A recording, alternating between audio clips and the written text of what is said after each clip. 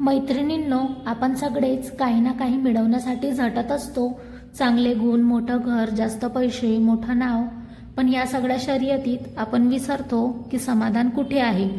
समाधान म्हणजे आपल्या आयुष्यात जे आहे त्यातच आनंद निर्माण करणं, छोट्या छोट्या गोष्टीतही हसण्याचं कारण शोधणं, हेच खरं समाधान जे आपलं आयुष्य सुंदर बनवतं.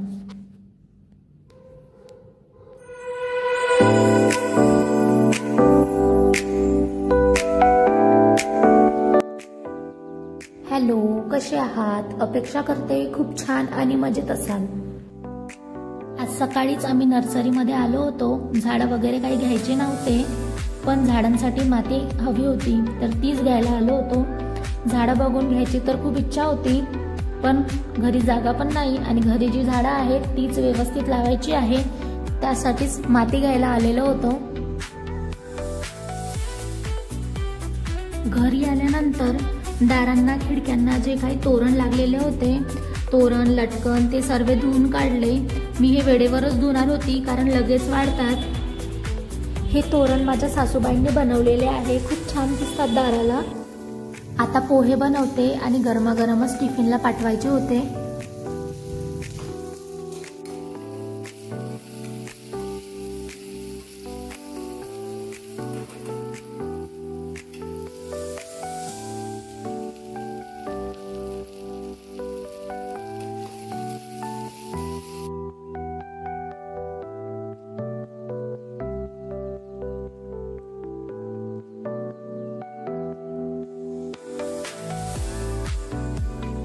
काही दिवसांपूर्वी हा आर्टिफिशियल वेल मागवला होता मी मिशोवरून.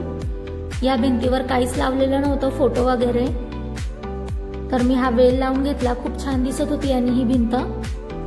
दुपारी बाजारातून दिवे आणले बघा, हे असे मटके दिवे पण आणले.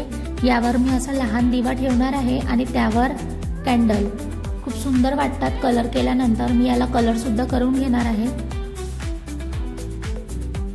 नॉर्मल साईजचे पण दिवे आणले, त्याला सुद्धा कलर करणार आहे आणि त्याच्यावर सुद्धा कॅन्डल ठेवणार आहे. खूप सुंदर वाटतात. कलर केल्यानंतर या दिव्यात तुम्ही तेल घालून सुद्धा दिवा लावू शकता. खूप छान वाटतात. बघा, मी अशा प्रकारे कलर करते. कलर केल्यानंतर सुद्धा दाखवते दिवे किती छान दिसत आहेत, ते बघू शकता तुम्ही.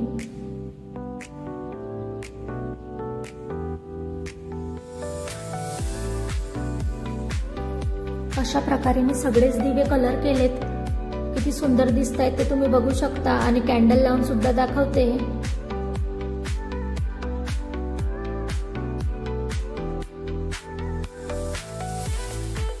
आता शेव बनवते. शेव आणि चिवडा बनवायचा बाकी आहे माझा.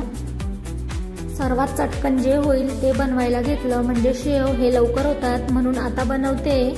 त्यासाठी मी 1 ग्लास बेसन तर अर्धी वाटी तांदळाचं पीठ घेतलं. जिरेपूड, हळद, तिखट, आलं लसूणचं पाणी, चवीनुसार मीठ आणि 1 टीस्पून तेल घातलं यामध्ये. चमच्याने छान मिक्स करून घेतले सगळे मसाले. त्यानंतर थोडं थोडं पाणी घालून पीठ मळून घेतलं. पीठ मळताना अगदी घट्ट किंवा जास्त पातळ असं पीठ मळायचं नाही. त्यामध्ये जे नॉर्मल आहे तसं पीठ मळायचं. आणि आता शेव तळायला घेते.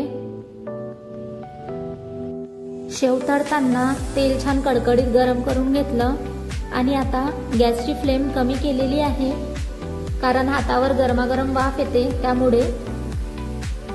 आणि टाकून झाल्यानंतर मीडियम फ्लेमवर मी शेव तळून घेणार आहे. मस्त दोन्ही साईडने अलटून पलटून शेव तळून घेतले, म्हणजे ती नरम पडणार नाहीत अशी. आणि मस्त अशी शेव तयार झाली, तुम्ही बघू शकता.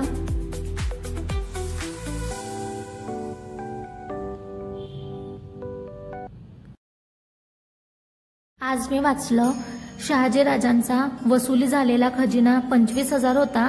दादोजींच्या मृत्यूच्या बातमीबरोबरच राजांनी आपल्या वाढत्या खर्चासाठी तो खजिना वापरण्याची परवानगी शहाजी राजांच्याकडे मागितली. शहाजी राजांनी तातडीने ती सहमती पाठवून दिली. शहाजी राजांच्या त्या सहमतीने राजांना बळ चढले आणि समोपचाराने कोंढाणा कसा घेता येईल याचा ते विचार करू लागले. खेडबाराच्या बापूजी नर्रेकर जे राजांच्या पुण्याचे हवालदार होते आणि कोंढाण्याच्या किल्लेदार सिद्धी अंबर यांचा स्नेह होता। त्या स्नेहाच्या जोरावर राजांनी सिद्धी अंबरला आपल्याकडे वळवून घेतले आणि एका सुमुहूर्तावर कोंढाणा स्वराज्यात सामील झाला। राजांचा किल्लेदार म्हणून सिद्धी अंबर कोंढाण्याची व्यवस्था पाहू लागला। इतके वाचून दिवस संपविते। बोला जय शिवराय।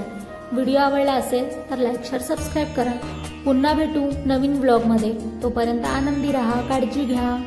बाय।